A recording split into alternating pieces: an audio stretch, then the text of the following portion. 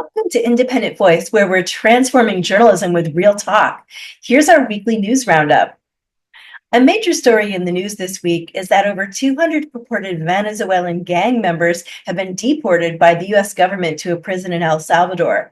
Does anyone want gang members involved in drugs and human trafficking in the United States? During the time it took to round up these people who were allowed due process since they've been living in the United States, was a thorough background check done on each to ensure that they are implicated for the crimes? Federal funding for libraries is in the process of being removed, shifting more of the responsibility to state and local levels. This harms rural libraries the most in other underserved areas. The American Library Association is actively fighting the executive order. We see that Newsweek has a fairness meter on their website. Newsweek states it's committed to journalism that is factual and fair, and that the fairness meter allows readers to hold them accountable by rating an article's fairness in one of 5 ways. Interesting. By the way, we won't always cover breaking news, especially if it's a story that will likely change. Then we'll report on the outcome. We aim to follow up on as many stories as needed. We've looked at a list of news outlets who have been kicked out of the White House press pool.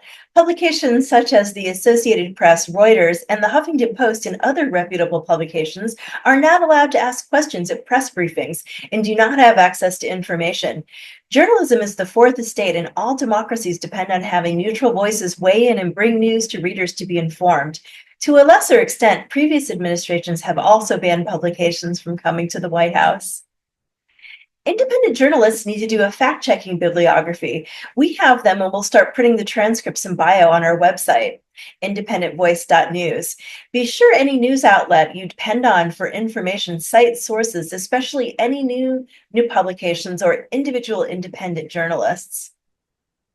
I'm sorry to say that when I logged on X Twitter, there's no sound citizen journalism to be found, only a right-wing biased bubble where everyone is virtue signaling to influence everything from books to diet to dating. Blue Sky is the left-wing version of this. Where's the new social network where everyone can talk about everything with anyone without censure? March is Women's History Month, and we're loving an article from Quartz highlighting the careers of female CEOs, many who have been in their roles for 5 to 10 years or more. Even though only 10% of companies in the US have a female CEO, we're inspired by these women.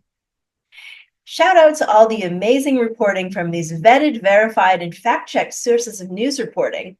Still, as far as we can see, the websites and online presence of traditional news outlets are still mostly the only sources for any real substantiated reporting of news. We're here for giving an independent voice to all through uncensored, decentralized news media, however, so be sure to send any new news orgs who fact-check in a bibliography our way. Thank you for watching. Ciao.